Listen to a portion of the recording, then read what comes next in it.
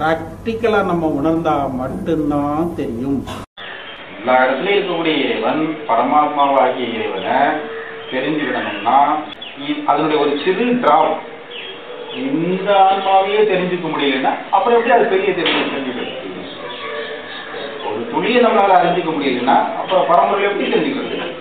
அப்ப இந்த ஒரு துளியை முதல்ல இந்த சாம்பிள நீங்க முதல்ல அறிஞ்சுக்கிறீங்க. இதைதான் எல்லா நாயும் சொல்லலாம். இதை பத்தி நமக்கு தெரியணும். முதல்ல நான் யாரு, நான் ஏன் பிறந்தேன், எதுக்கு பிறந்தேன், எப்படி இருக்கிறேன், எப்படி வாழ்கிறேன்னு எனக்கு என்னை பத்தி தெரியலன்னா அப்புறம் நான் இந்த உலகத்துல இருந்து வாழ போறேன். நம்மை பற்றி நமக்கே தெரியலன்னா அப்புறம் நம்ம என்ன செய்ய போறோம்? இப்போ புற உலகத்தை பத்தி தான் நம்ம பேசிட்டு இருக்கோம். நான் படிச்சிருக்கேன், பணம் சம்பாதிச்சிருக்கேன், கார் இருக்கு, வீடு இருக்கு, பங்களா இருக்கு, வேலை பார்க்குறேன், பொண்டாட்டி பிள்ளைகள் இருக்காங்க, இது பத்தி புறத்தில் உள்ளதுதான் பேசுறோம்.